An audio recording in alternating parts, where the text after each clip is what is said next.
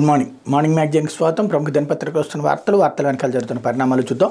ఈనాడు చూస్తే అంతా సొంత బాక అన్నటువంటి వార్తని హైలైట్ చేసింది. 2,86,389 కోట్ల అంచనాలతో ఓటాన్ అకౌంట్ తొలి 4 నెలలకు 1,08,052 కోట్లు, కొన్ని మరీ పెంచి మరికొన్ని తగ్గించి అంతా గొప్పగా చూపించిన ఆర్థిక మంత్రి. వైకాపా ప్రభుత్వ బడ్జెట్ మమ అంటూ రేషన్ బియ్యానికి విధుల్చుడే, నిరుపేదలపై జగన్ ప్రేమ ఇంతే, డబ్బు కేంద్రాంది డబ్బు రాష్ట్రాంది, ఇది జగనన్న కాలనీలో ఓళ్ల కథ, 4వ వంతు అప్పులు తీర్చేందుకే కార్పొరేషన్లో రుణభారం ఇంకా అదనం, ఎక్కడి ప్రాజెక్టులు అక్కడే జగన్ హయాంలో నీరుగారించేలాగిన. ఓవరాల్గా ఒక అంశాలని, ఒక చక్కటి అంశాలను ఎలా వక్రీకరించవచ్చు, వక్రీకరణతో వాస్తవాలను ఎలా సమాధి చేయొచ్చు అన్నటువంటి దానికి సజీవ సాక్ష్యం ఇది. ఆంధ్రప్రదేశ్లో పుట్టిన ప్రతి ఒక్కడికి, ఆంధ్రప్రదేశ్లో ప్రస్తుతం నివసిస్తున్న ప్రతి ఒక్కడికి ఏ ఒక్కడు కూడా నాకు రేషన్ రావట్లేదు అని చెప్పినోడు లేడు. రేషన్ కార్డు లేదని చెప్పేవాడు కానీ, రేషన్ నాకు రావట్లేదని కానీ చెప్పేవాడు ఎవడూ లేడు. వైట్ రేషన్ కార్డుకి సంబంధించి బియ్యం ఖచ్చితంగా వస్తున్నాయి. అది విదుల్చుడు అనేటువంటి భాష వాడినందుకు వీళ్ళని ఏమనాలి అనేది జనం ఆలోచించాలి. నెంబర్ 2, డబ్బు కేంద్రానిది డబ్బు రాష్ట్రానిది, ఇది జగనన్న కాలనీలోని ఓళ్ల కథ. ఏంటయ్యా అంటే, కేంద్రం 17,000 కోట్ల రూపాయలు ఖర్చు పెడుతుంది, రాష్ట్రం 8,000 కోట్ల రూపాయలు ఖర్చు పెడుతుంది.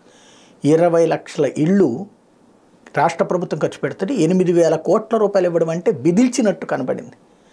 ఇప్పటికే 9 లక్షల ఇళ్ళు నిర్మాణం జరగటం అంటే దాన్ని ఒక చీఫ్గా కనిపించింది ఈనాడికి. మరి వీళ్ళని ఏ విధంగా అర్థం చేసుకోవాలి? వీళ్ళని మనుషులు అనాలా లేకపోతే పశువులతో సమానం అనాలా అన్నటువంటిది జనం ఆలోచించుకోవాలి. ఇకపోతే 4వ వంతు అప్పులు తీర్చేందుకే కార్పొరేషన్లో రుణభారం ఇంకా అదనం, 25,212 కోట్ల రూపాయలు అప్పులు తీర్చేటటువంటి పరిస్థితి. ఎస్, మరి చంద్రబాబు గారి టైంలోనూ సేమేగా, 4వ వంతే కదా, అదే కదా ఆయన కూడా అన్నాడు చెప్పింది. బట్ అప్పుడు అద్భుతమైంది, ఇప్పుడు అనర్థమైంది. ఓవరాల్గా నిన్నటి బడ్జెట్ని పూర్తిగా నెగిటివ్గా ప్రొజెక్ట్ చేసుకుంటూ వచ్చింది. వాస్తవాలు రాయడం కంటే కూడా వాస్తవాల వక్రీకరణతో ఒక ఫుల్ పేజీ కథనాలతో రాసుకొచ్చింది. ఇక వాళ్ళ బుద్ధి, అది పుట్టుకతో వచ్చిన బుద్ధి పుటకలతో కానీ పోదంటారు కదా, అదే నడుస్తుంది. లేకపోతే ఎన్నికల డిఎస్సి అంటూ నేటి నుంచి టెట్, 12 నుంచి డిఎస్సి దరఖాస్తుల స్వీకరణ, 6,100 పోస్టుల భర్తీ. శుభం పలకరా పెళ్లి కొరక అంటే ఎలాంటి సామెతో ఇప్పుడు అది డిఎస్సి నిర్వహించడం ప్రారంభమైంది. ఎస్, అసలు చంద్రబాబు అది చేయలేదు కదా, అది కదా సమస్య. బట్ చేస్తున్నటువంటి వాళ్ళని మనం శాపనార్థాలు పెట్టాలి, అది నడుస్తుంది. లేకపోతే అసలు పాయింట్, అమిత్ షా జేపీ నడ్డాలతో చంద్రబాబు భేటీ. తెలుగుదేశం పార్టీ అధినేత చంద్రబాబు, కేంద్ర మంత్రి అమిత్ షా, బీజేపీ జాతీయ అధ్యక్షుడు జేపీ నడ్డాలతో బుధవారం రాత్రి భేటీ అయ్యారు.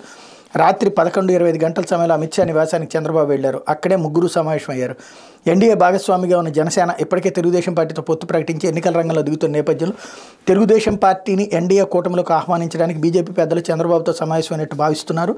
బుధవారం సాయంత్రం 6:30కు ఢిల్లీ చేరుకున్న చంద్రబాబుకి విమానాశ్రయంలో ఎంపీలు కనకమేడల రవీంద్ర కుమార్, గల్లా జయదేవ్, కె రామ్మోహన్ నాయుడు, రఘురామ కృష్ణరాజు స్వాగతం పలికారు.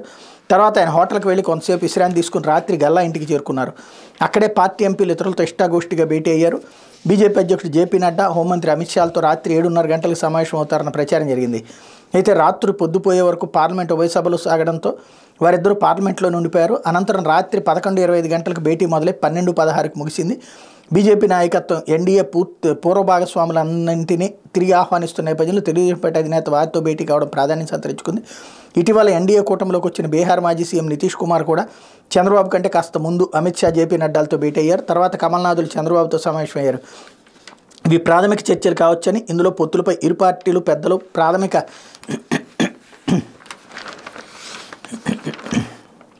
అవగాహనకు రావచ్చన్న భావన ఉంది. అయితే దీని గురించి ఇరు పార్టీల నేతలు ఎవరూ అధికారికంగా స్పందించలేదు. కేంద్రంలో అత్యధిక మెజార్టీతో గెలవడం బీజేపీకి ఎంత ముఖ్యమో రాష్ట్రాన్ని కాపాడుకోవడం తెలుగుదేశం పార్టీకి చారిత్రకంగా అంతే ముఖ్యం కాబట్టి ఇరు పార్టీల మధ్య ఆదిష్లోనే చర్చలు జరిగి ఉండొచ్చన్న అభిప్రాయం వ్యక్తమవుతోంది. ఇటీవల వైకాపాకు రాజీనామా చేసిన నరసరావుపేట ఎంపీ లావు శ్రీకృష్ణదేవరాయలు బుధవారం రాత్రి ఢిల్లీలో చంద్రబాబుతో భేటీ అయ్యారు. ఆయన ఇప్పటివరకు తెలుగుదేశం పార్టీలో అధికారంలో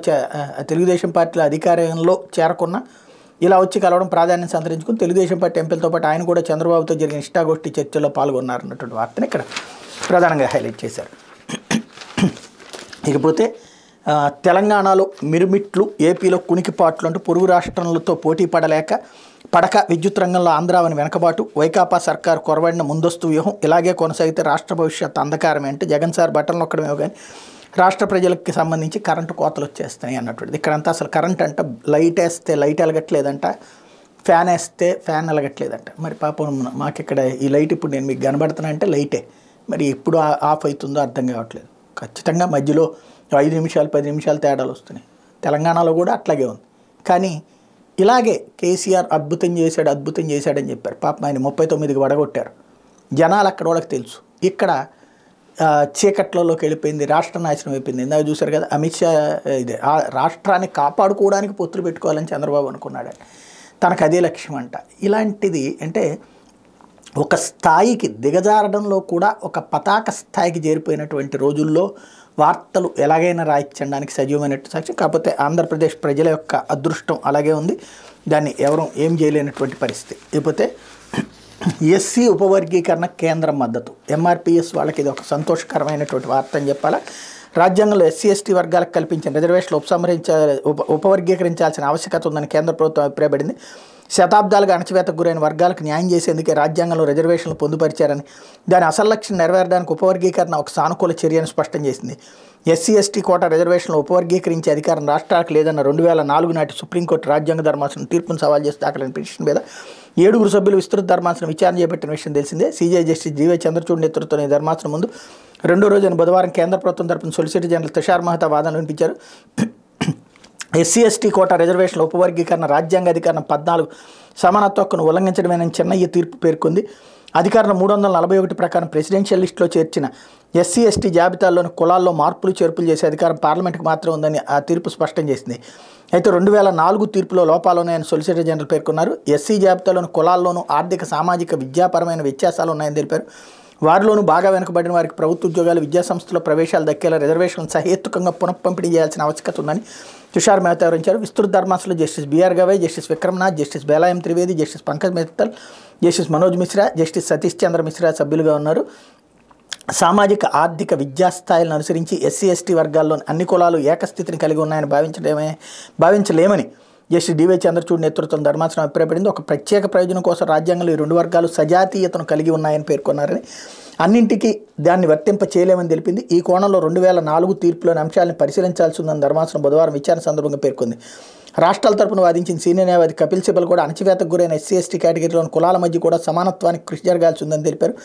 ఎస్టీల్లోని అన్ని సామాజిక వర్గాల స్థితిగతులు ఒకే తీరుగా ఉన్నాయని చెప్పలేమని పేర్కొన్నారు. ఆ మేరకు 2004 తీర్పును తప్పుబట్టారు. అటార్నీ జనరల్ ఆర్ వెంకటరమణి, మాజీ అటార్నీ జనరల్ కేకే వేణుగోపాల్, సీనియర్ న్యాయవాదులు రాకేష్ ఖన్నా, సల్మాన్ ఖుర్షీద్, సిద్ధార్థ లోద్రా తదితరులు వాదన వినిపించారు. గురువారం కూడా విచారణ కొనసాగబోతుంది. కాబట్టి చాలా పెద్ద సీనే జరగబోతోంది. ఖచ్చితంగా రిజర్వేషన్ల వర్గీకరణ అనేది జరిగేటటువంటి అవకాశం ఉంది. అదే జరిగితే దేశవ్యాప్తంగా అతిపెద్దదైనటువంటి సంచలనం జరిగినట్టు అవుతుంది. లేకపోతే జనసేనకు గాజు గ్లాసు గుర్తు కేటాయించడంపై వ్యాజ్యం. తమ పార్టీ దరఖాస్తును పట్టించుకోకుండా ఎన్నికల కమిషన్ ఈసీ గాజు గ్లాసు గుర్తును జనసేనకు కేటాయించిందని రాష్ట్రీయ ప్రజా కాంగ్రెస్ సెక్యులర్ పార్టీ వ్యవస్థాపక అధ్యక్షుడు రాజమహేంద్రవరానికి చెందిన ఎం శ్రీనివాస్ బుధవారం హైకోర్టులో వ్యాజ్యం దాఖలు చేశారు. ఈసీ కార్యదర్శి, ఏపీ తెలంగాణ రాష్ట్రాల చీఫ్ ఎలక్టోరల్ అధికారులు, హైదరాబాద్లోని జనసేన పార్టీ అధ్యక్ష కార్యదర్శిని వ్యాజ్యంలో ప్రతివాదులుగా పేర్కొన్నారు. గురువారం హైకోర్టు ఈ వ్యాజ్యంపై విచారణ జరపనుంది. గాజు గ్లాసును ఫ్రీ సింబల్గా 2023లో ఈసీ ప్రకటించిన వెంటనే ఆ గుర్తు కోసం మొదటగా దరఖాస్తు చేశానని పిటిషనర్ పేర్కొన్నారు. దాన్ని పట్టించుకోకుండా జనసేనకు పార్టీ గుర్తు కేటాయిస్తూ 2023 ఆగస్టు 18 ఏడాది జనవరి 24ని ఈసీ ఉత్తర్వులు జారీ చేసిందన్న తమ పార్టీ గాజు గ్లాసు గుర్తును కేటాయించేలా ఆదేశించాలని కోరారన్నటువంటి వార్తని ఇక్కడ హైలైట్ చేశారు. లేకపోతే సమస్యకు సమ్మె పరిష్కారం కాదు, న్యాయస్థానాల్లో పోరాడారు న్యాయవాదులకు హైకోర్టు సూచన. విచారణ నెల 14 రాష్ట్ర ప్రభుత్వం కొత్తగా తీసుకొచ్చిన భూ యాజమాన్య హక్కు చట్టం అనుబంధ పిటిషన్పై అతికించేందుకు తెచ్చిన ₹20 వెల్ఫేర్ స్టాంప్ తదితర అంశాలపై రాష్ట్ర వ్యాప్తంగా న్యాయవాదులు విధులను బహిష్కరించి సమ్మె చేయడంపై హైకోర్టు తీవ్ర అభ్యంతరం తెలిపింది. సమస్యలకు సమ్మె పరిష్కారం కదా న్యాయస్థానాల్లో పోరాడాలని వ్యాఖ్యానించింది. సమ్మె విరమింపు చేసేందుకు ఇప్పటివరకు ఏం చర్యలు తీసుకున్నారని ఏపీ బార్ కౌన్సిల్ ఆఫ్ ఇండియాను ప్రశ్నించింది అన్నటువంటి వార్తను కూడా ఇక్కడ హైలైట్ చేశారు. ఇకపోతే 7 రంగుల ఆంధ్ర ధనస్సు అంటూ అన్ని వర్గాల అభివృద్ధి సంక్షేమం ధ్యేయంగా 2.86 లక్షల కోట్లతో ఓటాన్ అకౌంట్ బడ్జెట్ అంటూ స్వాత్కర్షతో కూడినటువంటిది వీళ్ళు రాసుకొచ్చారు. రోటీ కపడా ఔర్ మకాన్, ఎవరు అవునన్నా కాదన్నా ప్రజాస్వామ్య ప్రభుత్వంలో ఏదో నినాదం. ప్రజలకు వీటిని సమకూర్చడం పాలకుల కనీస బాధ్యత. ఇవి అందుబాటులో ఉన్నప్పుడే ఏ కుటుంబమైనా అభివృద్ధి దిశగా అడుగులు ముందుకు వేయడానికి ఉపక్రమిస్తుంది. వీటిని విస్మరించి గ్రాఫిక్స్తో ఎన్ని మేడలు కట్టినా అవి నీటి మూటలైన చరిత్ర చెబుతోంది. ప్రజల ఆనందాన్ని, వారి బాగోగులను చూసి ఆనందించేవాడే అసలైన పాలకుడని కూడా చరిత్ర వెల్లడిస్తోంది. తాడిత పీడిత బడుగు బలహీన వర్గాల ప్రజలకు బాసటగా నిలిచినప్పుడే ప్రజారంజక పాలన అనిపించుకుంటుంది. విద్య, వైద్యం, వ్యవసాయం 3 రంగాల్లో చేయూత అందిస్తే చాలు ప్రజలు స్వయం సమృద్ధి దిశగా అడుగులేస్తారని విశ్వవ్యాప్తంగా విఖ్యాత ఆర్థిక నిపుణులు నొక్కి వక్కాణిస్తుండడం తరచూ వినిపిస్తుంది. విద్య, వైద్యం, వ్యవసాయ రంగాల అభ్యున్నతికి ఎన్నో దేశాలు రాష్ట్రాలు సతమతమవుతున్న వేళ ఇంతకు మించిన సంక్షేమాభివృద్ధిని సాకారం చేస్తూ మన రాష్ట్రంలో వైఎస్ జగన్ ప్రభుత్వం వడివడిగా అడుగులు ముందుకు వేస్తుంది. నవరత్నాల పథకాలు, సప్తస్వరాల లాంటి థీముల ద్వారా ప్రజలకు మరింత మెరుగైన జీవనాన్ని అందించాలని తాపత్రయం బడ్జెట్లో కళ్ళకు కనబడుతోందంటూ ఇందులో విద్యకి 33,898 కోట్లు, వైద్య ఆరోగ్యానికి 17,916 కోట్లు, గ్రామీణాభివృద్ధికి 17,816 కోట్లు, పట్టణాభివృద్ధికి 9,546 కోట్లు, వ్యవసాయ రంగం అనుబంధ రంగాలకు 14,236 కోట్లు, సాగునీరుకి 12,038 కోట్లు, గృహ నిర్మాణాలకు 7,062 కోట్లు, సంక్షేమానికి 44,668 కోట్లు, బీసీ సంక్షేమానికి 29,001 కోట్లు, ఎస్సీ సంక్షేమానికి 9,291 కోట్లు, ఎస్టీ సంక్షేమానికి 4,133 కోట్లు, మైనార్టీల సంక్షేమానికి 2,242 కోట్లు కేటాయించారన్నట్టు వార్తని హైలైట్ చేశారు. అయితే 6,100 పోస్టులతో డిఎస్సి అంటూ నేడు టెట్కి 12 డిఎస్సికి నోటిఫికేషన్లు జారీ. అదే రోజు నుంచి ఆన్లైన్ దరఖాస్తుల స్వీకరణ. 27 నుంచి మార్చి 9 వరకు టెట్ పరీక్షలు, మార్చి 15 నుంచి 30 వరకు డిఎస్సి పరీక్షలు, మార్చి 14 టెట్, ఏప్రిల్ 7 డిఎస్సి ఫలితాలు. 2 పరీక్షలు కంప్యూటర్ బేస్డ్ విధానంలోని నిర్వహణ. ఏప్రిల్ చివరి నాటికి మొత్తం నియామక ప్రక్రియ పూర్తవుతుంది అన్నట్టు వార్తని హైలైట్ చేశారు. లేకపోతే మీరు ఎలా చెబితే అలా అంటూ లోక్సభ, అసెంబ్లీ సీట్ల పంపకాలపై బీజేపీ అగ్రనేతలతో చంద్రబాబు రాత్రి 11:30 నుంచి అరగంట పాటు అమిత్ షా, జేపీ నడ్డాలతో ఢిల్లీలో భేటీ. 6 నుంచి 8 ఎంపీ సీట్లు, 25 వరకు అసెంబ్లీ సీట్లు ఇవ్వాలన్న బీజేపీ నేతలు పొత్తులకు అంగీకరిస్తే ఎలాంటి షరతులకైనా సిద్ధమన్న చంద్రబాబు. పవన్తో మాట్లాడి చెప్తామన్న అమిత్ షా, నడ్డా. అంతకుముందు ఢిల్లీలోని ఓ హోటల్లో బాబు రహస్య భేటీ. 1:30 పాటు ఎవరితో భేటీ అయ్యారో ఎంపీలకు తెలియని వైనమంటూ రెండవ కోణంలో రాసుకొచ్చింది. ఇందులో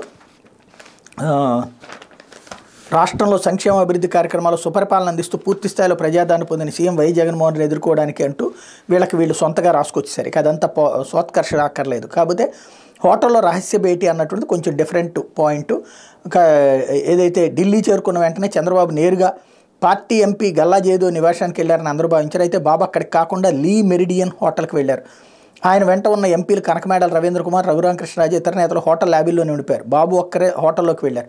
1:30 తర్వాత బయటకు వచ్చారు. చంద్రబాబు హోటల్లో ఎవరితో అంత రహస్యంగా భేటీ అయ్యారో టీడీపీ ఎంపీలు, ఇతర నేతలకు కూడా తెలియలేదు. హోటల్ నుంచి గల్లా ఇంటికి వెళ్ళారు. అక్కడ బాబుతో నర్సరావుపేట ఎంపీ లావు శ్రీకృష్ణదేవరాయలు భేటీ అయ్యారన్నటువంటి వార్తని హైలైట్ చేశారు. ఈ చర్చల్లో పొత్తుతో బీజేపీకి లాభించే అంశాలు, ఓట్ల బదిలీ అవకాశాలు, జనసేన పార్టీ బలాబలాలు వంటి అంశాలపై బీజేపీ పెద్దలు ఆరా తీసినట్టు తెలిసింది. రాష్ట్రంలో వైసీపీ బలంగా ఉందని తమ నివేదికలు చెప్తున్నాయని, ఈ నేపథ్యంలో పొత్తులతో అనుగురే ప్రయోజనాలు ఏమిటన్న ప్రశ్నలనే నేతలు లేవనెత్తినట్టు సమాచారం. ఖచ్చితంగా పొత్తు అవసరమైతే బీజేపీకి 6 నుంచి 8 ఎంపీ సీట్లు, 25 వరకు అసెంబ్లీ సీట్లు కేటాయించాలని, అప్పుడే ఇరు పార్టీలకు ప్రయోజనకరంగా ఉంటుందని అమిత్ షా, నడ్డా స్పష్టం చేసినట్టు సమాచారం. అయితే బీజేపీకి ఆ స్థాయిలో అభ్యర్థులు లేరని, 10 నుంచి 15 స్థానాల వరకైతే అభ్యంతరం ఉండబోదని బాబు చెప్పినట్టుగా తెలిసింది. లోక్సభ స్థానాల్లో 5 లేదా 6 బీజేపీకి ఇచ్చేందుకు బాబు సిద్ధపడినట్టు తెలిసింది. పొత్తులకు అంగీకరిస్తే ఎలాంటి షరతులకైనా తాను సిద్ధమని బాబు అన్నట్టు సమాచారం. 2 పార్టీలకు సమాన లబ్ధి చేకూరే పక్షంలోనే పొత్తులు ఉంటాయని బీజేపీ అగ్రనేతలు స్పష్టంగా చెప్పినట్టు పార్టీ వర్గాలు తెలిపాయి. జనసేన అధినేత పవన్ కళ్యాణ్తో కూడా చర్చించిన అనంతరం పొత్తుల సీట్ల సర్దుబాటుపై కబురు చేస్తామని బాబుకు చెప్పినట్టు సమాచారం అన్నట్టు వార్తని హైలైట్ చేశారు. అయితే రుణాలు ఎగ్గొట్టి మా వద్దక రఘురామకృష్ణరాజుకి తెలంగాణ హైకోర్టు ఘాటు వ్యాఖ్యలు. దాదాపు 1000 కోట్ల రుణాలు తీసుకుని ఎగ్గొట్టిన కేసులో ఎంపీ కనుమూరు రఘురామకృష్ణరాజుకి తెలంగాణ హైకోర్టు గట్టి షాక్నిచ్చింది.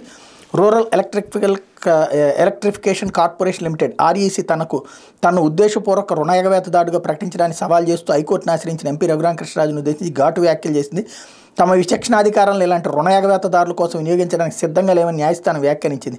దీనిపై 3 వారాల్లో రివ్యూ కమిటీని ఆశ్రయించాలని, చట్టానికి అనుగుణంగా కమిటీ తగిన నిర్ణయం తీసుకుంటుందని స్పష్టం చేసింది. సింగిల్ జడ్జి ఇచ్చిన ఆదేశాల్లో తాము జోక్యం చేసుకునేందుకు ఎలాంటి కారణం కనిపించడం లేదని పేర్కొంది. తమిళనాడులోని టూటికోరిన్ జిల్లా సత్తాంకుళం తాలూకా సత్తవినల్లూరు, పల్లకురిచి గ్రామాల్లో 660 మెగావాట్ల బొగ్గు ఆధారిత థర్మల్ పవర్ ప్రాజెక్టు ఏర్పాటు కోసం హిందూ భారత్ పవర్కి 2,655 కోట్ల రుణాన్ని ఆర్ఈసీ మంజూరు చేసింది. పనులు పరిశీలిస్తూ దశవారీగా ఈ మొత్తాన్ని ఇస్తామని పేర్కొంది. 2014లో ఆ మేరకు 947 కోట్ల రుణాన్ని అందజేసింది. ఆ సమయంలో రఘురామకృష్ణరాజు, ఆయన సతీమణి రమాదేవి ఇందులో హిందూ భారత్ డైరెక్టర్గా ఉన్నారు. అయితే ఇందులో దాదాపు 500 కోట్లను హిందూ భారత్ ఇతర కంపెనీలకు మళ్లించినట్టు ఆర్ఈసీ తమ రుణ ఎగవేతదారులుగా ఆర్ఈసీ గుర్తించింది. దీంతో తదుపరి విడుదల కావాల్సిన రుణాన్ని నిలిపివేసి ఉద్దేశపూర్వక రుణ ఎగవేతదారుడిగా ప్రకటించింది. 2015 ఆర్బీఐ మాస్టర్ సర్క్యులర్ ప్రకారం ఉద్దేశపూర్వక రుణ ఎగవేతదారుల బ్యాంకు ఖాతాలను సీజ్ చేసింది. ఈ సర్క్యులర్ జారీ చేస్తే ఇతర ఏ బ్యాంకులు రుణ ఎగవేతదారులకు ఎలాంటి రుణాలు ఇచ్చే అవకాశం ఉండదు. తమను రుణ ఎగవేతదారులకు గుర్తించి 2022 జూన్ 16న సర్క్యులర్ జారీ చేయడానికి, క్రిమినల్ కేసు నమోదు చేయడానికి సవాల్ చేస్తూ రఘురామకృష్ణరాజు, రమాదేవి తెలంగాణ హైకోర్టును ఆశ్రయించారు. దీనిపై విచారణ చేపట్టిన సింగిల్ జడ్జి అన్ని అవకాశాలు ఇచ్చిన తర్వాత ఆర్ఈసీ కమిటీ పిటిషనర్లకు సర్క్యులర్ జారీ చేసేందుకు స్పష్టం చేశారు. చట్ట ప్రకారమే ఆర్ఈసీ వ్యవహరించిందని, ఆ సర్క్యులర్లో జోక్యం చేసుకునేందుకు తమకు ఎలాంటి కారణాలు కనిపించడం లేదని స్పష్టం చేస్తూ రఘురామకృష్ణరాజు, రమాదేవి పిటిషన్లు కొట్టివేశారు. ఆర్ఈసీ రుణం మంజూరు చేసే నాటికి పిటిషనర్లు ఇద్దరు డైరెక్టర్గా ఉన్నారన్న వాదంతో ఏకీభించారు. సింగిల్ జడ్జి తీర్పై పిటిషనర్లు ద్విసభ్య ధర్మాసనం ముందు అప్పీల్ దాఖలు చేశారు. దీనిపై విచారణ జరిపిన తెలంగాణ హైకోర్టు ప్రధాన న్యాయమూర్తి జస్టిస్ అలోక్ కరాదే, జస్టిస్ అనిల్ కుమార్ జూకంటి ధర్మాసనం బుధవారం ఉత్తర్వులు వెలువరించింది. సింగిల్ జడ్జి అన్ని అంశాలను పరిగణలోకి తీసుకున్న తర్వాత తీర్పునిచ్చారని, అందులో జోక్యం చేసుకోలేమని తేల్చెప్పింది. రివ్యూ కమిటీని ఆశ్రయించకుండా తమ వద్దకు రావడానికి న్యాయస్థానం తప్పుపట్టింది. రివ్యూ కమిటీ చట్ట ప్రకారం నిర్ణయం తీసుకుంటుందని స్పష్టం చేస్తూ రఘురామకృష్ణరాజు, రమాదేవి, డి మధుసూదన్ రెడ్డి అప్పీళ్లలో వాదనలు ముగించిందన్నటువంటి వార్తని ఇక్కడ హైలైట్ చేశారు. ఇంత డీటెయిల్డ్గా రఘురామకృష్ణరాజు డబ్బులు అటాక్ కొట్టాడన్న విషయం ఈ రోజు వరకు తెలియదు. సాక్షి ఇప్పుడు వాళ్ళకి కోపం కాబట్టి డీటెయిల్డ్గా రాసుకొచ్చారు. లేకపోతే దిగజారుడు రాతలు మానుకో అంటూ రామోజీపై మండిపడ్డ వాలంటీర్లు ఈనాడులో తమను హంతకులు, సంఘ వ్యతిరేక శక్తులుగా చిత్రీకరించడంపై ఆగ్రహజ్వాలు, ప్రభుత్వానికి మంచి పేరుస్తున్న చూడలేక మాపై విషయం కక్కుతున్నారు, ఈనాడు ఎవరు చదవద్దంటూ ఊరూరా ఆ పత్రిక ప్రతుల దహనం అన్నటువంటి వార్తని ఇక్కడ ప్రధానంగా హైలైట్ చేశారు. లేకపోతే ఆంధ్రజ్యోతి, ఎన్డీఏను బలపరచండి అంటూ దేశం బలోపేతం కావడమే మా లక్ష్యం, ఏపీలో జగన్కు వ్యతిరేక పవనాలు, బాబుతో అమిత్ షా పొత్తు చర్చలు, ఢిల్లీలో సుమారు గంట పాటు పెట్టి కలిసి పనిచేయడంపై అవగాహన. కింద పడ్డ పై చేయి నాదేనన్నటువంటి ధోరణి ఇక్కడ ఆంధ్రజ్యోతికి ఉంటుందనడానికి సాక్ష్యం ఇది. ఇది ఎన్డీఏని బలపరచండి అని వచ్చి మీరు మాతో కలిసిపోయి మమ్మల్ని బలపరచండి ప్లీజ్ అని చెప్పి అమిత్ షా అడిగాడన్న కోణంలో రాసుకొచ్చారు. ఇదే దిగజారుడుతనం, మొదటి నుంచి కూడా ఇదే దిగజారుడుతనం. చంద్రబాబు మీద ప్రేమ పెరిగిపోయి చంద్రబాబు లోకనేత, దేశనేత, అంతర్జాతీయ నేత, అమెరికా అధ్యక్షుడు అయిపోతాడు. ఈ తరహాలో ఆయన్ని జాకిలేసి లేపుతా అవతల ఉన్నటువంటి అమిత్ షా, నడ్డా లాంటి వాళ్ళు ఏదో గతి లేక అయ్యా మీరు లేకపోతే కష్టపడిపోతాం, అక్కడ జగన్ ఓడిపోతున్నాడని చెప్పేసి మిమ్మల్ని అందుకని పిలుస్తున్నాము అని చెప్పి. జగన్ ఓడిపోతాడు అనుకున్నప్పుడు తెలుగుదేశం పార్టీని అసలు బీజేపీ దగ్గరికి ఎందుకు పోతుంది? అక్కడ ఆ మాత్రం అర్థం కాదా? జగన్ మీదన గెలవలేమన్నటువంటి భయంతోనే కదా భారతీయ జనతా పార్టీతో, జనసేనలతో పొత్తుల కోసం తప్పిస్తోంది తెలుగుదేశం పార్టీ. అది కళ్ళెదురుగుండా పబ్లిక్ అందరికి కనబడుతున్న కనికట్టు చేసేటటువంటి వార్తల్ని, అంటే ఒరిజినల్ విషయాల్ని వక్రీకరించి రాయడం అన్నటువంటి ఒక ఆంధ్రజ్యోతికే తెలిసింది.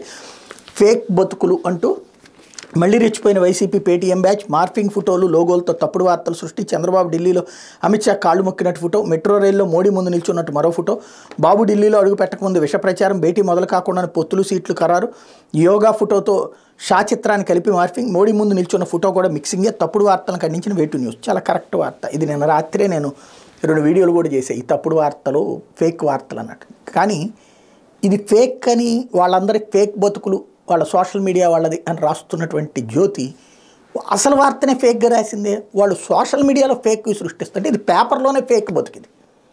పేపరే పక్కా ఫేక్, పచ్చి బూతులు, పచ్చి అబద్ధాలు, పచ్చిగా వక్రీకరించడం. అమిత్ షా బతిన్లాడుతున్నాడట చంద్రబాబు. ఎవడన్నా వినడానికన్నా సెన్స్ ఉందా, కామన్ సెన్స్ ఉందా? కానీ ఇక్కడ అదే రాసుకొస్తారు. వీళ్ళకు ఉన్నటువంటి ఈ బుద్ధిని ఎవ్వడూ మార్చలేడు. లేకపోతే ఉద్యోగులపై ఉత్తుత్తి కబుర్లు, ఎంతో చేశామంటూ బడ్జెట్లో బొంకులు, మాట తప్పి మడమ తిప్పి చివరికి మినీ డిఎస్సీ, ఇక రోజు మొత్తం విషమే చిమ్మేటటువంటి కాన్సెప్ట్ ఇక్కడ నడుస్తుంది. లేకపోతే కాంగ్రెస్కి 40 సీట్లైనా రావాలని కోరుకుంటున్న మోడీ, పశ్చిమ బెంగాల్ నుంచి వచ్చిన సవాల్ను స్వీకరించి లక్ష్యాన్ని సాధించాలి, ఉత్తర దక్షిణంతో దేశానికి నష్టం, మా పన్నులు మా డబ్బులు ఇదే వాదన, మానవ శరీరం లాంటిది దేశం కూడా, ఎక్కడ బాధ అయినా అది అందరి సమస్య, రిజర్వేషన్లను నెహ్రూ వ్యతిరేకించారు, నాటి సీఎంలకు రాసిన లేఖే సాక్ష్యం, దేశమంతటా పైప్ లైన్తో వంట గ్యాస్, సౌరశక్తి ద్వారా ఉచితంగా కరెంట్, వికసిత భారత్ నిర్మిస్తారు రాజ్యసభలో ప్రధానమంత్రి మోడీ, వచ్చే లోక్సభ ఎన్నికల్లో కాంగ్రెస్కి 40 సీట్లు రావాలని కోరుకుంటున్నాను ప్రధాని నరేంద్ర మోడీ ఎద్దేవా చేశారు. ప్రతిపక్ష ఇండియా కూటమి సభ్యురాలైన తృణమూల్ కాంగ్రెస్ అధినేత్రి పశ్చిమ బెంగాల్ సీఎం మమతా బెనర్జీ ఇటీవల కాంగ్రెస్ 40 సీట్లైనా గెలుచుకోగలదా అని సవాల్ విసిరారు. మమతా వ్యాఖ్యలను ప్రధాని మోడీ